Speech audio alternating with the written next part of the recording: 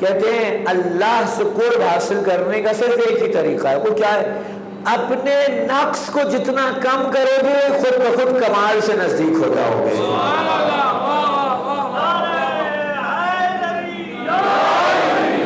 جتنا نقص کم ہوتا چلا جائے گا خود بخود کمال سے نزدیک ہوتے چلے جاؤ گے۔ اب پھر یہاں ایک سوال اٹھتا، اچھا اللہ سے نزدیک ہونا ہے، کیا ضرورت پڑی اللہ سے نزدیک ہونے کی؟ آپ کہیں کیوں؟ میں کہوں گا میں آیت پڑھتا ہوں، نحن اقرب الیہ من حبل الورید۔ توجہ نہیں فرمائی حضرات نے؟ اللہ کیا کہہ رہا ہے؟ کہہ رہا میں تو تمہاری شہرک سے زیادہ نزدیک ہوں، تو مجھے کیا ضرورت پڑی ہے اس سے نزدیک ہونے کی جب وہ ہے؟ تو مجھے کیا ضرورت ہے کہ میں اللہ سے نزدیک ہوں؟ اچھا اب اور ایک بات کہہ دیتا ہوں، جب اللہ مجھ سے نزدیک ہے ہی تو کیا ضرورت پڑی ہے بار بار یہ کہنے کی قربتاً اللہ؟ توجہ ہے؟ یہ مسئلہ جب تک پھنسے گا نہیں میں حل نہیں کروں گا۔ میں اس پہ اور ہزار سوال اٹھا سکتا ہوں۔ میں کہوں کیا ضرورت پڑی ہے مجھے یہ کہنے کی قربتاً اللہ؟ اللہ تو کہہ رہا ہے میں تمہاری شہرک سے زیادہ نزدیک ہوں۔ اللہ تو قرآن میں کہہ رہا ہے جب بھی دو لوگ کئی اکٹھے ہوتے ہیں تو تیسرا میں ہوتا ہوں، اور جہاں تین اکٹھے ہوتے ہیں تو چوتھا میں ہوتا ہوں۔ تو جو اتنا نزدیک ہے اس سے قرب حاصل کرنے کی ضرورت کیا حاصل ہے؟ نہیں حضرت، اب ذرا سنیے گا۔ مثلا ہمارے انجم بھائی ہم سے تھوڑے دور کھڑے ہیں آج، اگر انجم بھائی یہاں آ جائیں اور میں ان سے کہوں کہ اس وقت انجم بھائی مجھ سے 6 میٹر کے فاصلے پر ہیں، تو جو ہے تو اس کا کیا مطلب ہوگا؟ اس کا مطلب یہ ہوگا کہ اگر انجم بھائی مجھ سے 6 میٹر کے فاصلے پہ ہو تو میں بھی ان سے 6 میٹر کے فاصلے پہ ہوں گا۔ ایسا ہی ہے۔ یہ کہاں کی بات ہوگی؟ جہاں آپ قرب و بعد، فاصلہ اور قرب کو جسم یعنی مادے میں ناپے، لیکن جہاں مادے سے ماورا ہو کر معنوی ہو جائے تو وہاں عین ممکن ہے کہ اللہ تو میری شہرت سے زیادہ نزدیک ہو لیکن میں اپنے نفس کی وجہ سے اس سے بہت دور ہوں۔ عین ممکن، اور یہ ہے اللہ مجھ سے نزدیک ہے لیکن میں اس سے دور ہوں۔ تو اس قرب کو حاصل کرنے کے لیے مجھے کیا کرنا ہے؟ مجھے اپنے نقص کو کم کرنا ہے۔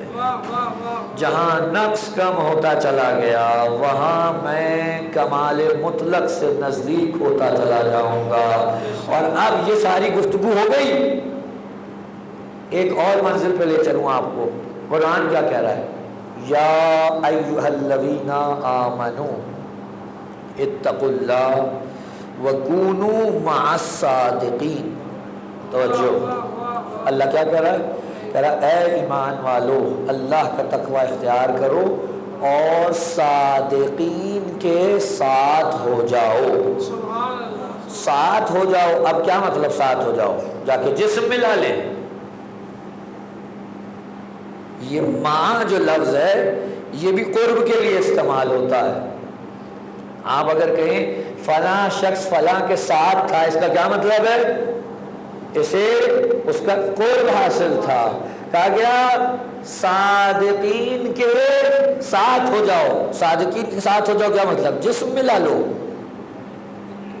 اگر جسم ملانے کی بات ہوتی تو یہ تو عدل الہی پہ اعتراض ہوگا کہ پروردگار تو نے جن کو صادقین بنایا ان کا جسم تو ایک خاص مدت اور ایک خاص زمان و مکان میں تھا، اور تیری آیت قیامت تک کے لیے۔ اگر تو مجھے یہ حکم دے رہا ہے کہ میں اپنا جسم ان کے جسم سے جا کے ملا دوں اور میرے جسم کو ان کے جسم کی معیت حاصل ہو جائے، تو یہ تو زمان و مکان کا مسئلہ ہے۔ اس زمانے میں بھی جب تیرے صادق بندے حیات تھے تو عین ممکن ہے وہ کسی ایک مکان میں ہوں، میں کسی ایک مکان میں ہوں، میں نہ پہنچ پاؤں۔ تو اس میں میرا کیا قصور ہے؟ اور حکم تو دے رہا ہے کہ معیت اختیار کرو۔ معلوم ہوا معیت جسمانی ہی نہیں ہے۔ بعض اوقات آپ کہتے ہیں فلاں شخص فلاں سے قریب ہے، جسم بے شک کہیں ہو، لیکن قلبی اور روحانی لگاؤ اتنا ہوتا ہے کہ آپ کہتے ہیں فلاں شخص فلاں سے قریب ہے۔ جب قرآن کہہ رہا ہے مع الصادقین، کونوا مع الصادقین، صادقین کے ساتھ ہو جاؤ، تو یہ ساتھ ہونا جسمانی نہیں ہے، بلکہ اللہ کہہ رہا ہے اپنے قلوب اور اپنی روح کو ان کے قلب اور روح سے نزدیک کر دو۔ ہمارا 1400 سال سے جھگڑا ہی یہ ہے، فقط جسم ملانے سے معیت نہیں ملتی، قلب نہیں ملتا۔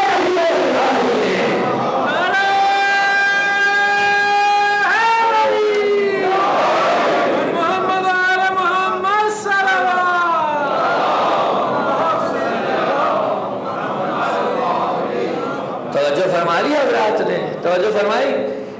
فقط جسم ملانے سے کچھ نہیں ہوتا، ضروری ہے کہ آپ کی روح ان کی روح سے قربت رکھتی ہو، آپ کا قلب ان کے قلب سے قربت رکھتا ہو۔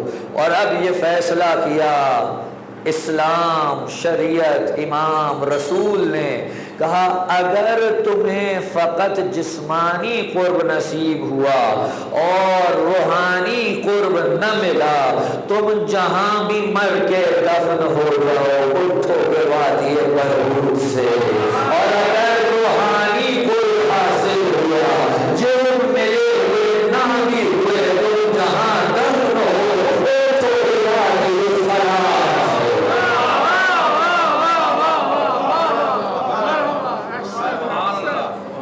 فرمایا حضرات نے۔ تو اب جو قرآن نے کہا مع الصادقین، یہ معیت جسمانی نہیں ہے، جسمانی معیت نہیں ہے، یہ وہ قلبی اور روحانی معیت ہے جس میں زمان اور مکان کی قید نہیں ہے۔ پروردگار تیرے صادقین میں سے صادق بندوں کے اجساد مادی، اجساد مطہرہ کہیں کربلا میں دفن ہے، تو کہیں نجف میں دفن ہے، تو کہیں کاظمین میں دفن ہے، تو کہیں سامرہ میں دفن ہے، تو کہیں مشہد میں دفن ہے، تو کہیں مدینے میں دفن ہے۔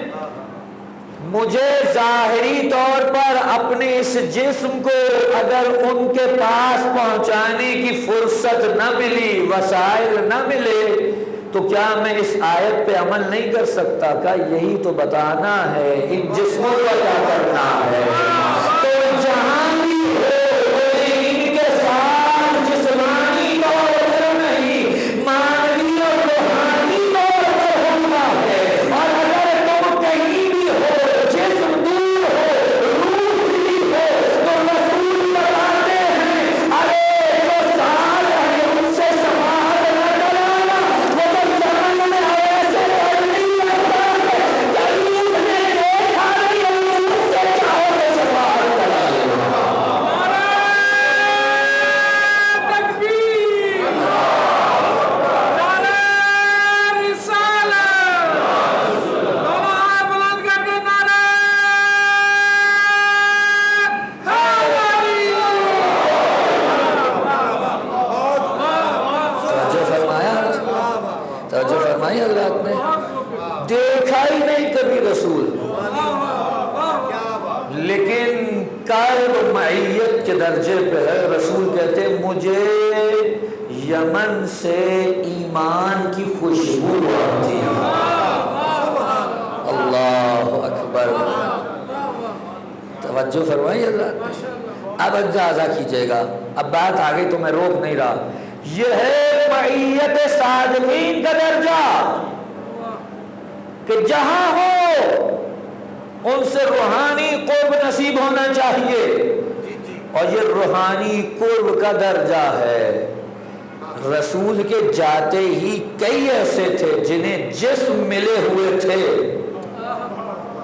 میں جملہ کہہ رہا ہوں، رسول کے جاتے ہی کئی ایسے تھے جنہیں جسمانی قرب نصیب تھا، مگر روحانی قرب نصیب نہیں تھا، لہذا اس کا قرب حاصل نہ کر سکے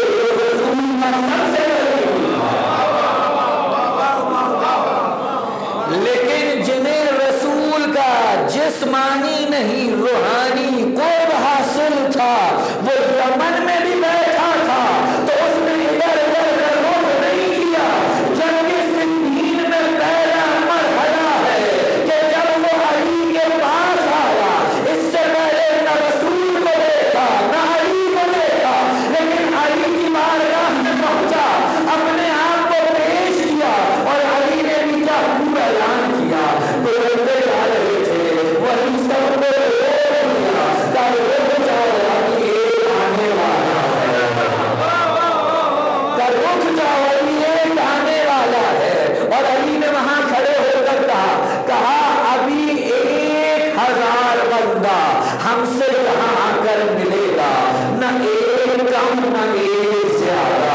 یہ جملہ سنا جو ساتھ چل رہے تھے، انہوں نے کہا یہ بڑا اچھا موقع ہے، بس ایک کم یا ایک زیادہ ہو جائے تو ہم نبی کی بات کو غلط ثابت کر دیں گے اور لوگوں میں فتنہ مچائیں گے۔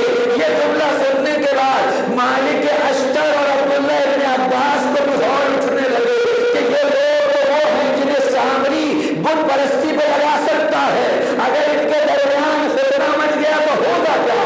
اب وہاں سے ایک قافلہ آتا دکھائی دیا، یہاں پر مالک اشتر اور ابن عباس کھڑے ہوئے، ایک ایک شخص کو گننا شروع کیا۔ جب گنتی تمام ہوئی تو مالک اشتر نے ابن عباس سے پوچھا اے ابن عباس کتنے ہیں؟ کہا 999۔ کہا آپ نے کتنے گنے؟ کہا 999۔ کہا یہ تو ایک کم ہے، اب کیا ہوگا؟ علی نے کہا تھا نہ ایک کم نہ ایک زیادہ۔ مالک اشتر ابن عباس علی کے پاس آئے اور آ کر کہا یا علی یہ 999 ہے۔ کہا یہ آنے والا ہے، اب جو سامنے سے اب ایسے پہلیا رہے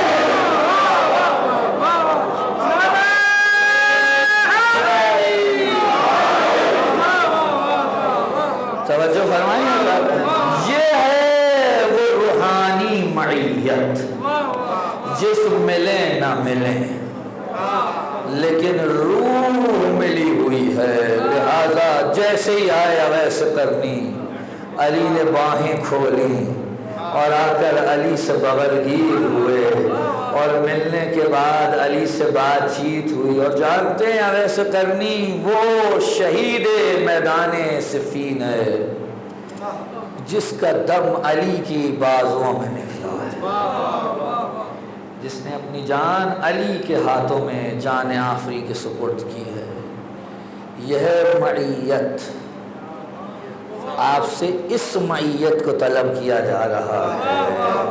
تم جہاں بھی ہو جیسے بھی ہو کوئی فرق نہیں پڑتا۔ دیکھیں کتنا آسان کر دیا اللہ نے ہمارے لیے، کتنا آسان، لیکن یہ آسانی ہر ایک کے لیے آسان نہیں ہے۔ آپ کے قلوب میں تو خلوص صفا ہے، اس لیے آپ کو ان کی معیت آسان دکھائی دیتی ہے۔ کئی ایسے ہیں جن کے قلوب میں کجی ہے، وہ چاہ کر بھی ان کا قرب حاصل نہیں کر سکتے، اور جب بھی آپ کو ان کی فضیلت سننے کے بعد اپنے دل میں محبت کا احساس بڑھتا ہوا دکھائی دے اور آپ کو لگے کہ میں اس قرب کی منزل پر کچھ اور قدم طے کرتا جا رہا ہوں، تو امام صادق کا جملہ سن لیجئے۔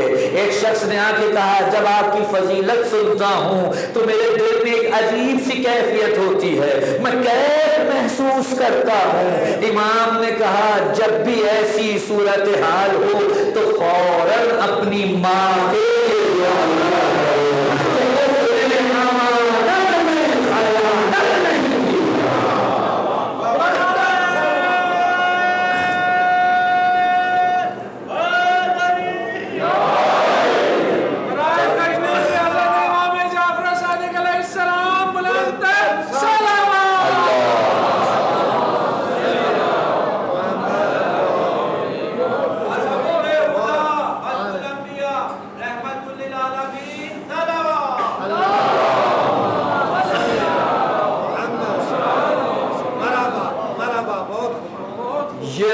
معیت جو آپ سے چاہیے. یہ ساری گفتگو کیوں کی؟ توجہ چاہتا ہوں. یہ ساری گفتگو کیوں کی؟ آپ سے قرب مانگا جا رہا ہے کس کا؟ جو صادقین ہیں، جو صادقین ہیں. اچھا صادقین ہی کا کیوں مانگا؟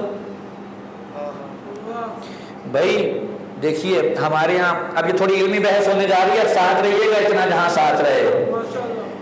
ہمارے یہاں ایک بات کہی جاتی ہے، اصول میں بھی اس کا تذکرہ ہوتا ہے، اصول فقہ میں بھی کہا جاتا ہے کہ اگر کوئی حکم بیان کرتے ہوئے کوئی خاص صفت بیان ہو تو اس صفت کا اس حکم میں دخل ہوتا ہے، ورنہ بیان نہیں کی جاتی. مثلا کوئی آپ سے آ کے کہے میں کسے پانی پلاؤں، میں کسے پانی پلاؤں، تو جواب دینے والا کہے وہ جس کے پاس پانی کا انتظام نہ ہو. توجہ ہے؟ اب آپ نے ایک صفت بیان کر دی جس کے پاس پانی کا انتظام نہ ہو. جس کے پاس پانی ہو، پانی تو اسے بھی پلایا جا سکتا ہے، لیکن جب آپ نے یہ صفت بیان کر دی کہ جس کے پاس پانی کا انتظام نہ ہو تو معلوم ہوا کہ اب آپ صرف اسی کو پانی پلا سکتے ہیں جس کے پاس پانی کا انتظام نہیں ہے. یا میں ایک اور فقہی حکم یہاں بیان کر دیتا ہوں، اچھا مجلس کے توسط سے آپ تک پہنچ جائے. اگر کہیں پینے کا پانی ہو اور اس کے اوپر یہ لکھا ہوا ہو کہ یہ پانی صرف پینے کے لیے استعمال ہو سکتا ہے تو کیا معنی ہوا؟ اب آپ اسے کسی اور چیز میں استعمال نہیں کر سکتے. اگر کوئی اس سے وضو کرتا ہے، وضو باطل ہے، نماز نہیں ہوگی. توجہ فرما لی حضرات نے؟ معلوم ہوا یہ صفت پینے کا پانی، توجہ فرمائے، جب کہا گیا یہ صرف پینے کا پانی ہے تو یہ صفت دخیل ہے اس میں کہ اسے صرف پیا جائے، دوسری چیز میں استعمال نہ کیا جائے. اللہ بہت سی صفات استعمال کر سکتا تھا. اللہ کہتا ہو جاؤ اچھوں کے ساتھ، ہو جاؤ ابرار کے ساتھ، ہو جاؤ خاشعین کے ساتھ، ہو جاؤ زاہدین کے ساتھ، ہو جاؤ عاشقین کے ساتھ. توجہ فرما رہے ہیں آپ؟ اللہ نے یہ کیوں کہا ہو جاؤ سچوں کے ساتھ؟ یہ کیوں کہا ہو جاؤ سچوں کے ساتھ؟ کیونکہ سچوں کا کے ساتھ ہونے میں اس صفت میں حکم کا کوئی معاملہ ہے. وہ کیا معاملہ ہے؟ کہا سچے کون سے سچے؟ جنہیں میں اور آپ سچا کہیں. اللہ نے کہا جنہیں میں اور آپ سچا کہیں. اچھا نہیں، میں یہاں روکتا ہوں آپ کو. میں کسی کو سچا کہوں تو میں نے کیا کہا؟ یہ شخص سچا ہے. کیا اس کی ساری زندگی میرے سامنے ہے؟ مجھے نہیں پتا یہ گھر میں کیا حالات رکھتا ہے، مجھے نہیں پتا یہ معاملات میں کیا حالات رکھتا ہے، مجھے نہیں پتا کہ اس کے بقیہ کیا معاملات ہیں. ہاں کچھ گھنٹے جو یہ میرے سامنے رہتا ہے میں نے اسے جھوٹ بولتے ہوئے نہیں دیکھا، میں نے کہا یہ سچا ہے.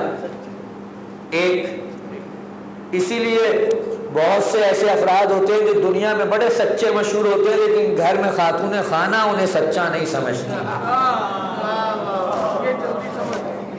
توجہ ہے سرحد کی؟ کیوں؟ کیونکہ ان کے سامنے معاملات ہوتے ہیں سارے. وہ ایک بڑا معروف سا قصہ ہے، بعید معلوم نہیں ہوتا یہاں اگر نقل کر دوں.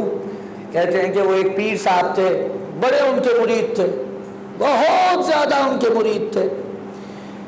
تو ایک دن وہ اپنی زوجہ کے ساتھ بیٹھے ہوئے تھے تو زوجہ سے کہا بھائی اتنے میرے مرید ہیں، سب میرا احترام کرتے ہیں، آپ کیوں نہیں کرتی؟ کہا وہ آپ کو جانتے نہیں ہیں، میں تو جانتی ہوں. وہ آپ کو نہیں جانتے، میں جانتی ہوں. پھر ایک دن ان کی زوجہ جو ہیں وہ چھت پر گئیں کچھ لباس پھیلانے کے لیے، گیلے تھے، دھو کے ڈالے انہوں نے. تو انہوں نے دیکھا کہ کوئی صاحب ہیں جو پرواز کرتے ہوئے جا رہے ہیں. تو جب نیچے اتری تو انہوں نے اپنے شوہر کو کہا کہ آپ عجیب پیر بنے ہوئے ہیں. پیر تو وہ ہوتے وہ دیکھ روتا ہوا جا رہا تھا. ان کا وہ میں ہی تو تھا. وہ کہا اچھا میں جب ہی کہوں ٹیڑے ٹیڑے کیوں ہو رہے تھے؟ توجہ ہے بات کی؟ تو کچھ معاملات ایسے ہوتے ہیں جو ظاہراً واضح ہیں کسی کے سامنے. اب آپ کسی کو بہت سچا کہیں، موضوع موجود ہے نا یہاں پر، کہیں اس واقعے سے کہیں گھروں میں نہ پہنچ جائیے گا. سرکار میرے محمد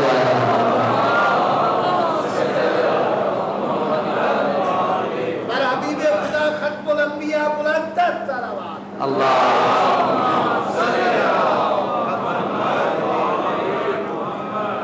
کچھ لوگوں کو آپ ہزار سچا کہتے ہیں لیکن ان کی پوری زندگی آپ کے سامنے نہیں ہوتی.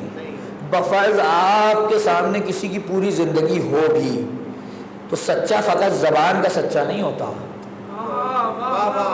عمل کا سچا بھی چاہیے. آپ کہیں گے یہ عمل کا سچا کیا ہوتا ہے؟ عمل کا سچا یہ ہے کہ کوئی بھی عمل حقیقت کے منافی اس سے سرزد نہیں ہونا چاہیے. یعنی جو حقیقت ہے اس کے مطابق اس نے عمل کیا ہو. اس سے آگے کا مرحلہ ہے، یہ تو قول اور فعل میں سچا ہو گیا، اصل فکر میں سچا چاہیے. یعنی جس کے افہام میں کہیں پر کوئی غلط فکر بھی راسخ نہ ہو، اس کو کہتے ہیں فکر کا سچا. اس سے آگے بڑھ کے بھی ایک مرحلہ ہے، وہ کیا ہے؟ عقیدے کا سچا.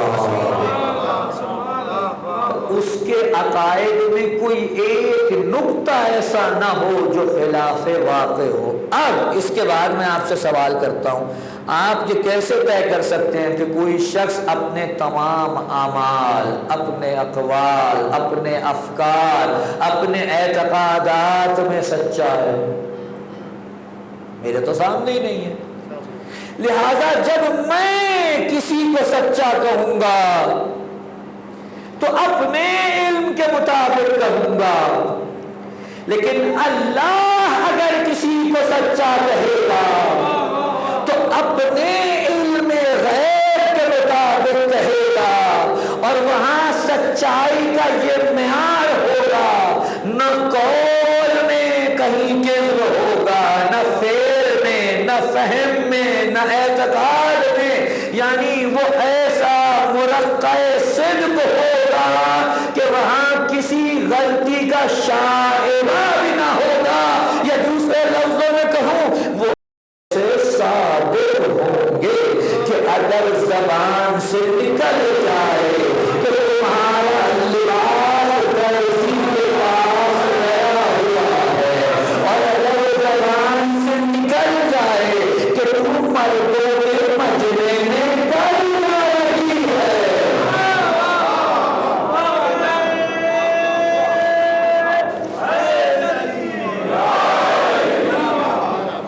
یہ معیار صدق.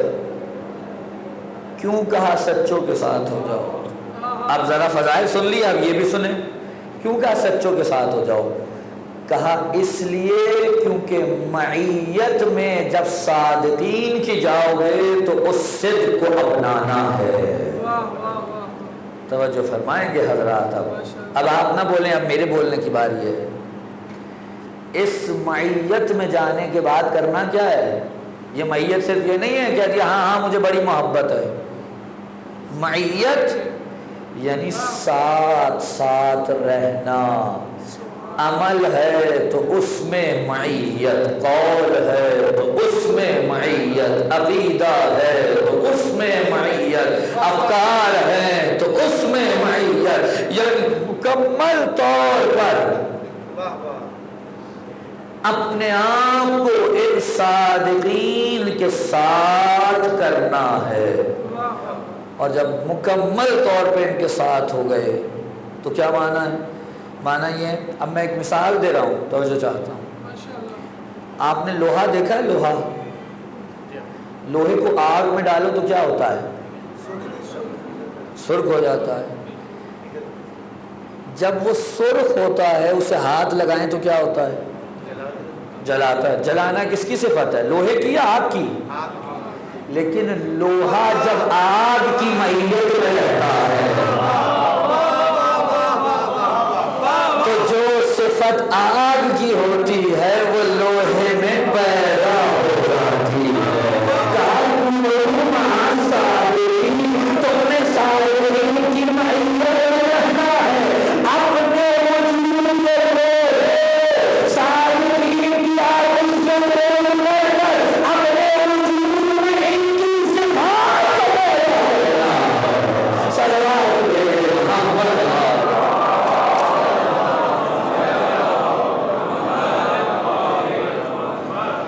لوہا آگ نہیں بنتا۔ کوئی مجھے آ کر کے ہو سکتا ہے جاتے ہوئے پکڑ لے، اہل البیت تو اہل البیت ہیں، ان کے جیسا کون ہو سکتا؟ کوئی نہیں ہو سکتا، میں واضح کہہ رہا ہوں۔ لوہے کو آگ میں ڈالیں، لوہا لوہا رہتا ہے، آگ آگ رہتی ہے، لیکن اثر قبول کرتا ہے۔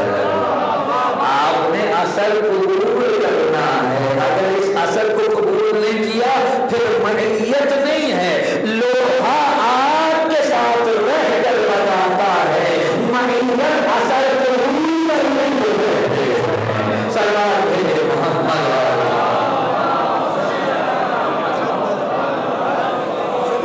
برائے کشنود چار معصومین علیہ السلام بلند صلوات۔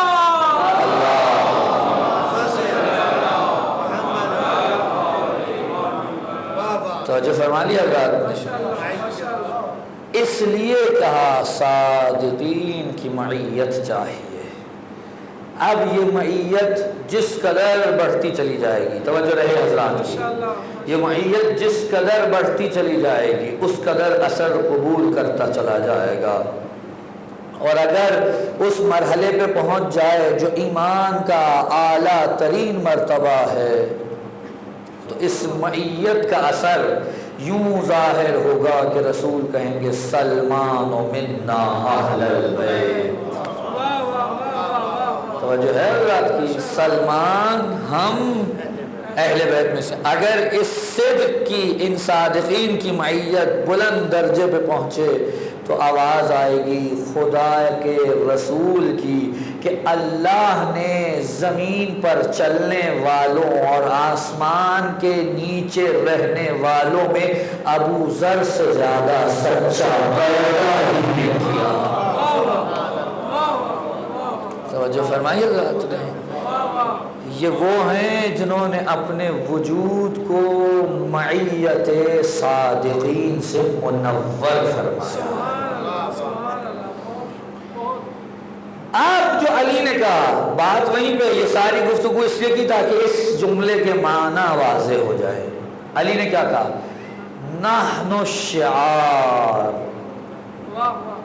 ہم رسول کا وہ لباس ہیں جو بدن سے بالکل متصل ہوتا ہے، یعنی ہم رسول یعنی اہل البیت رسول کے اس درجہ بلند پر ہیں کہ ہمارے درمیان کوئی فاصلہ نہیں ہے۔ یہ فاصلہ کون سا؟ جسمانی فاصلہ؟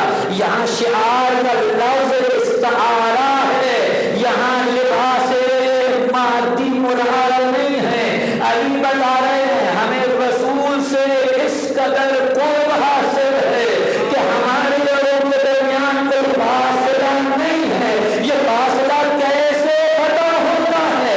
علی بتاتے ہیں ہم فضائے اور کمالات میں اس قدر رسول سے نزدیک ہیں کہ جو ان کے فضائے وہ ہمارے فضائے، جو ان کے کمالات وہ ہمارے کمالات، ہم ان سے اتنے نزدیک ہیں جیسے بدن سے ملاقات ہوا کرتا۔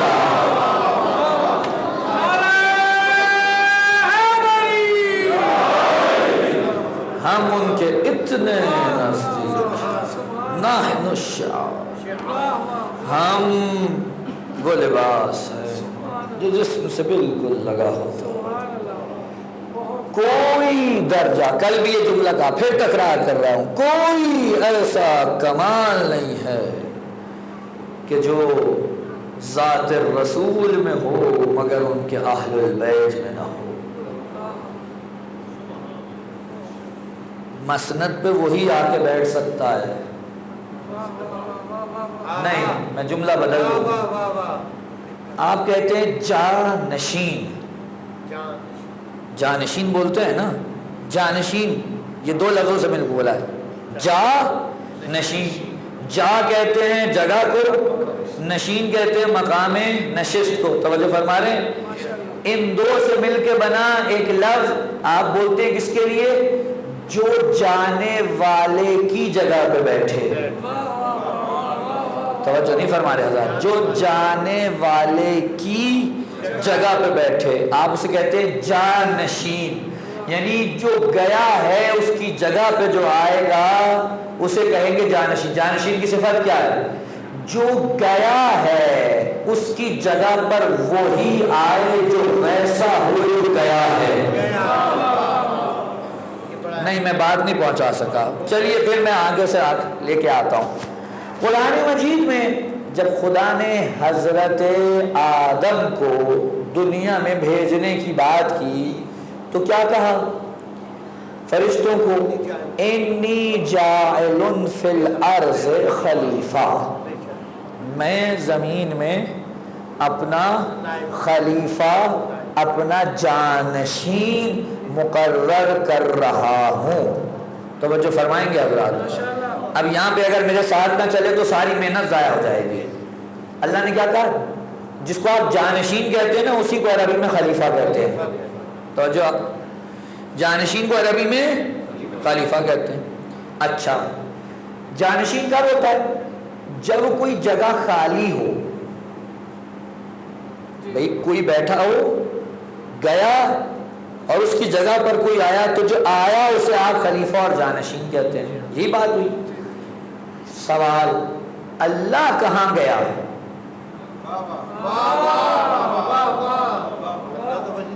بھئی اللہ کہاں گیا؟ اللہ کہہ رہا انی جاعل فی الارض خلیفہ، میں سے زمین میں اپنا خلیفہ اور جانشین بنا رہا ہوں۔ سوال یہ ہے جانشین کی بحث اس وقت چھڑے گی جب کوئی جائے تو دوسرا آئے۔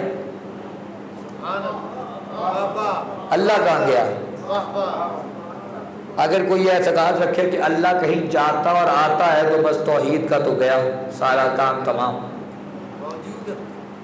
اللہ تو کہیں نہیں جاتا، اللہ تو کہیں نہیں آتا، تو پھر یہ جانشین کہاں سے آ گیا؟ توجہ فرمائیں گے حضرات؟ اب یہ بہت لمبی چوڑی بحث ہے، اب وقت نہیں ہے کہ میں ساری کو چھیڑوں، میں بہت دبے الفاظ میں آپ کے حوالے کر رہا ہوں۔ اللہ کے جانشین کا یہ مطلب نہیں ہے کہ اللہ کہیں گیا تو نعوذ باللہ اس کا کوئی قائم مقام ہوا۔ اللہ وہ ذات ہے جس کا کوئی قائم مقام ہو ہی نہیں سکتا، وہ کہیں جاتا تھوڑی ہے کہ جو کوئی اس کی جگہ پر آئے گا۔ تو جانشین خدا کیا ہے؟ کہا اللہ کے کمالات کا جو مظہر ہے وہ اس کا جانشین ہے۔ یعنی اللہ کی ذات میں جو کمالات ہیں اگر وہ کسی سے ظاہر ہو تو اس کا زمین میں جانشین ہے۔ یعنی جب اللہ نے فرشتوں سے کہا انی جاعل فی الارض خلیفہ، میں زمین میں اپنا جانشین مقرر کر رہا ہوں، اس کا مطلب یہ ہے کہ اللہ نے کہا میں زمین میں اپنے کمالات و صفات کا مظہر قائم کرنے جا رہا ہوں۔ اسی وجہ سے فرشتوں نے کہا پروردگار تو اسے کیوں بنانا چاہتا ہے؟ یہ تو خون و فتنہ فساد مچائے گا، یہ خون ریزی کرے گا۔ اللہ نے کیا کہا؟ انی اعلم ما لا تعلمون، جو میں جانتا ہوں وہ تم نہیں جانتے۔ اور اب موقع آیا کہ خدا فرشتوں کو بتائے کہ وہ کیا نہیں جانتے، تو اللہ نے کہا ہم نے آدم کو اسماء کا علم دیا۔ اس کے بعد فرشتوں سے کہا کیا تم بھی اسماء کو جانتے ہو؟ تو انہوں نے کہا پروردگار ہم تو بس وہی جانتے ہیں جو تم نے بتایا ہے۔ پھر آدم سے کہا اب تمہیں اسماء کی تعلیم دو۔ ان فرشتوں کو معلوم ہوا خلیفۃ اللہ کا یہ درجہ ہے کہ اگر اللہ فرشتوں کو تعلیم دینا چاہے تو درمیان میں سے بنتا ہے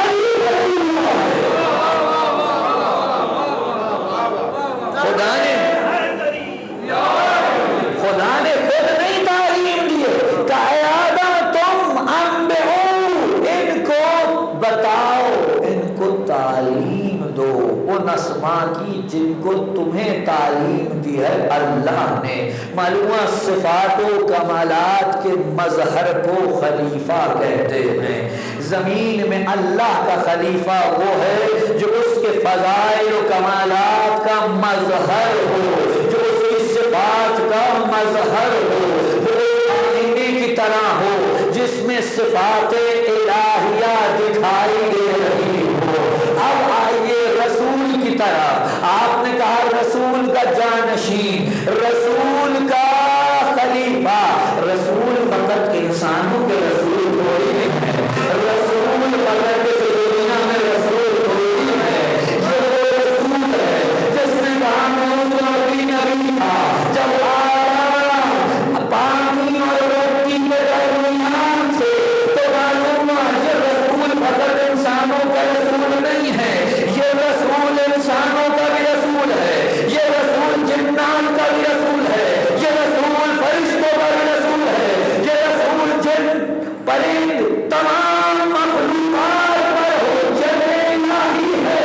اب جو بھی اس کا خلیفہ اور جانشین ہوگا اس میں یہ قوت ہونی چاہیے, وہ انسانوں پر بھی حاکم ہو, وہ جنات پر بھی حاکم ہو, وہ فرشتوں پر بھی حاکم ہو, وہ جنات پر بھی حاکم ہو, وہ نبات پر بھی حاکم ہو, وہ اس عالم پر بھی حاکم ہو, وہ اس عالم پر بھی حاکم ہو. جب اس کی شان یہ ہو کہ وَمَا أَرْسَلْنَاكَ إِلَّا رَحْمَةً لِلْعَالَمِينَ, جب وہ عالمین کا حجت ہو, تو جو جانشین ہو وہ فضائل و کمالات میں ایسا ہو جو تمام عالمین اس کا جانشین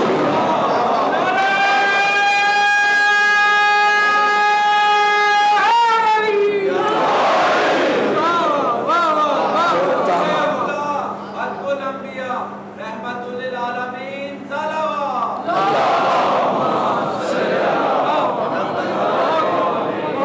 وہ ایسا ہو جو ہر عالم میں اس کا جانشین ہو.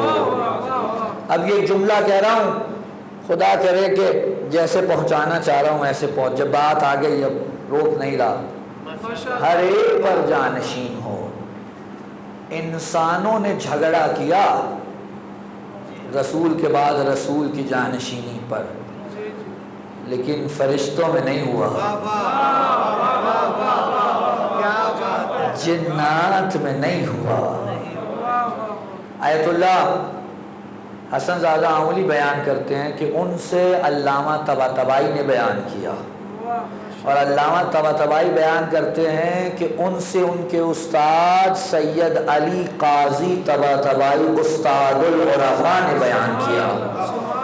جملہ سنیے گا, عجیب جملہ ہے. وہ کہتے ہیں کہ ہمارے استاد نے بتایا کہ جنات میں یا کافر ہیں یا شیعہ.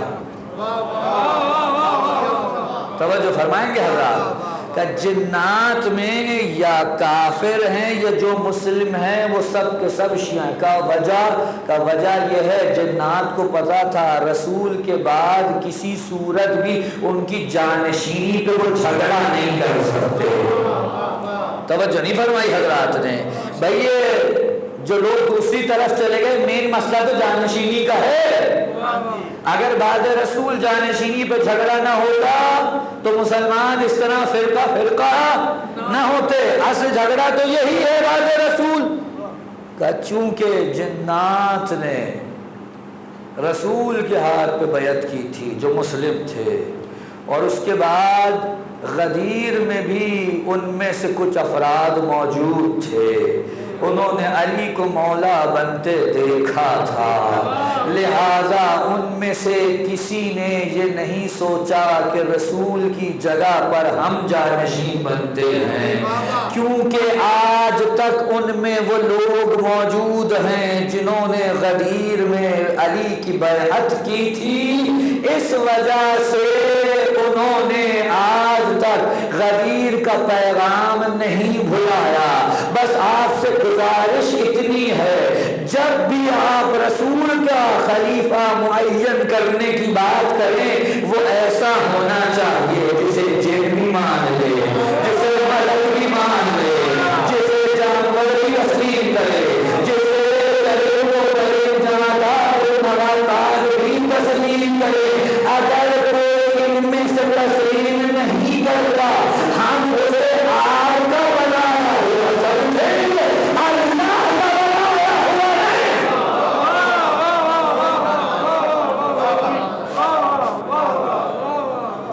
کیونکہ اگر اللہ بنائے تو وہ اپنی صفات کا مظہر بناتا ہے. یہ جو خلیفہ رسول ہے یہ دوسرے لفظوں میں خلیفۃ اللہ ہے جس کے لیے کہا انی جاعل فی الارض خلیفہ. بس اب وقت نہیں ہے. علی نے کیا کہا نحن الشعار ہمیں اس قدر قرب حاصل ہے رسول سے. آخر میں یہ غالب کا ایک قصیدہ ہے اس کا آخری جو مصرع ہے آخری شعر کا مصرع ہے وہ کہتا ہے کہ مقتے میں آ پڑی ہے سخن گستران آباد. اب آخر میں گفتگو بہت ہے لیکن یہاں پہ ایک جملہ کہہ رہا ہوں موقع ملا کل عرض کر دوں گا انشاءاللہ. رسول جتنے بھی فضائل و کمالات تصور میں آ سکتے ہیں جن کا امکان ہے وہ سب رسول میں پائے جاتے ہیں. اور اہل البیت اس لیے رسول سے قرب رکھتے ہیں کیونکہ جتنے بھی کمالات رسول میں ہیں وہ سب کے سب اہل البیت میں پائے جاتے ہیں. ورنہ یہ قرب نہیں ہو سکتا تھا. یہ قرب ہے ہی اس لیے رسول نے وہ جو احادیث ارشاد فرمائی تھی وہ ایسے نہیں فرمائی کہ اللہ نے سب سے پہلے میرے نور کو خلق کیا اور میں اور علی ایک ہی نور کے دو ٹکڑے ہیں. حقیقت ایک ہے.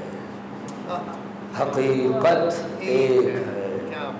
اس وجہ سے معیار صدق دیکھیے جملہ کہہ رہا ہوں معیار صدق دیکھیے ظاہراً 14 ہیں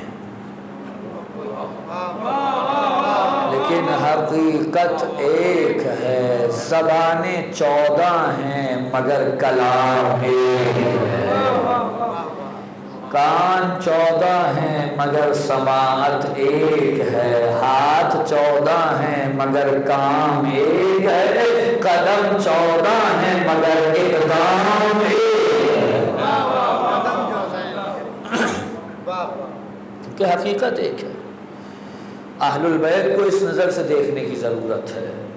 اور جب آپ یہ جان لیں کہ اہل البیت کا یہ مرتبہ اور مقام ہے کہ یہ اس قدر کمالات اور فضائل کے حامل ہیں پھر اس درجے پہ پہنچ کر جب معیت کی بات آئے گی تو پھر اسی لوہے کو ذہن میں لانا ہے.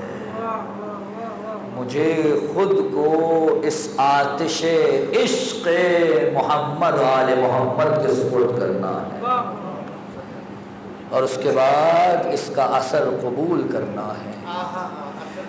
اور جب جنہوں نے اثر قبول کیا اللہ اکبر کربلا کے میدان میں کوئی معصوم تھوڑی تھے سارے. آپ کو کیا لگتا ہے جو شہداء ہیں کربلا کے سارے معصوم تھے؟ کوئی سارے معصوم نہیں تھے لیکن جنہوں نے اثر قبول کیا. میں جملہ کہنے جا رہا ہوں معصوم نہیں تھے لیکن انہوں نے ایسا حسین سے اثر قبول کیا کہ حسین جیسے علیہ السلام کے ساتھ ہو گئے سارے علیہ السلام. سید الشہداء کربلا حضرت امام حسین علیہ السلام یا ساقی عطاشی کربلا قبر بنی ہاشم غازی عباس رضا کی ذات پہ بلند تر صلوات.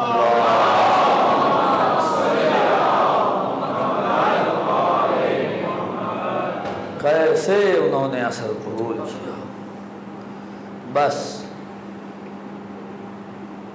کہتے ہیں کہ اس گھر کے جو غلام اور کنیزیں ہیں وہ بھی اس درجے پر تھے کہ جانتے تھے کس مقام پر کیا بولنا ہے. حسین نے کچھ لوگوں سے وعدے کیے تھے اور انہی وعدوں میں سے ایک وعدہ حسین نے شیریں سے بھی کیا تھا۔ کہتے ہیں کہ جب علی اکبر کی ولادت ہوئی تو حسین نے علی اکبر کی ولادت کی خوشی میں کچھ غلام اور کنیزوں کو آزاد کیا۔ ان غلام اور کنیزوں میں سے ایک شیریں بھی تھی۔ جب امام نے آزاد کیا تو اس نے ہاتھوں کو جوڑ لیا، کہا آقا میں آپ سے دور نہیں رہنا چاہتی، مجھے اپنے ساتھ رکھیے، میں دور نہیں رہنا چاہتی۔ امام نے کہا نہیں شیریں، بہتری اسی میں ہی ہے کہ تم چلی جاؤ، اپنے شوہر کے ساتھ چلی جاؤ۔ کہا آقا آپ کے ساتھ رہنا چاہتی ہوں۔ کہا نہیں شیریں، بہتری اسی میں چلی جاؤ۔ کچھ دیر کے لیے شیریں خاموش ہوئی۔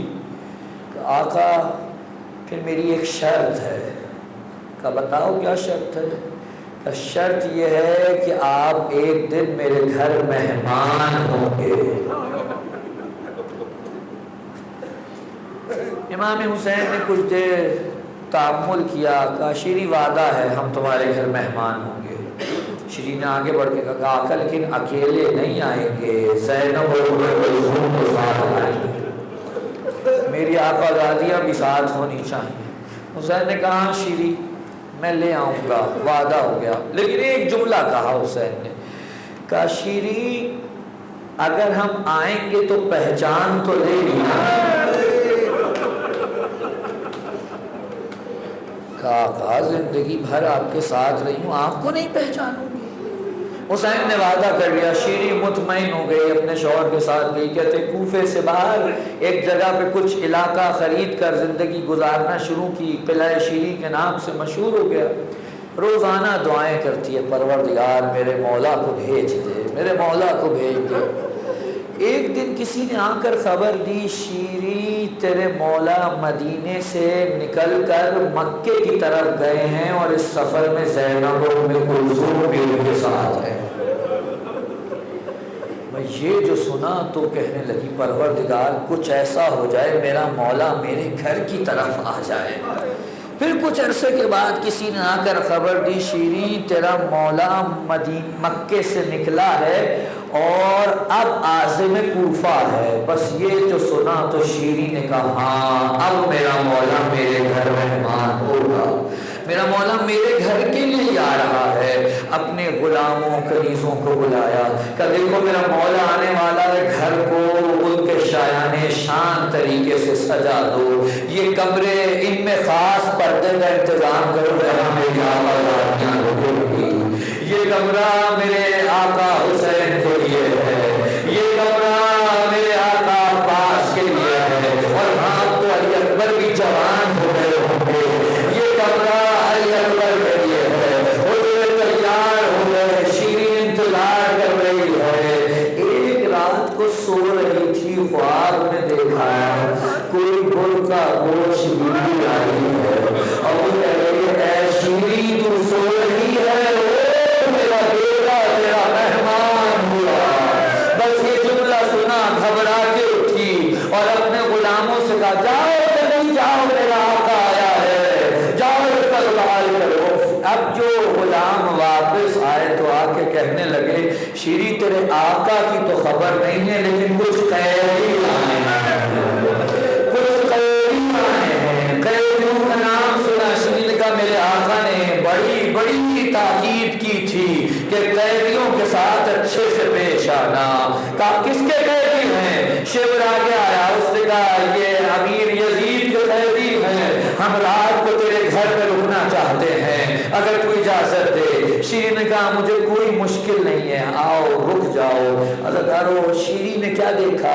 شیریں نے دیکھا جب دروازے کھلے تو جتنے بھی سپاہی تھے وہ حجروں میں چلے گئے اور وہ جو قیدی تھے وہ کھلے آسمان پر بیٹھے۔ ایک مرتبہ شیریں نے جب یہ دیکھا آئی شیخ کے پاس کہنے لگی اے شیخ دیکھ یہ بچے، یہ نحیف سا جوان، یہ میرے گھر میں ہے، یہ کہیں نہیں جا سکتا۔ سکتے. اگر تو اجازت دے میں ان کے ساتھ کچھ اچھائی کرنا چاہتی ہوں, میں انہیں اپنے گھر میں کچھ کھانا کچھ پلانا چاہتی ہوں, کیا اجازت ہے؟ کہ شیریں اگر تو ان کے ساتھ نیکی کرنا چاہتی ہے, تیرا گھر ہے, تجھے اجازت ہے. دوڑی ہوئی آئی, ان کو اٹھایا, پڑے کو جانا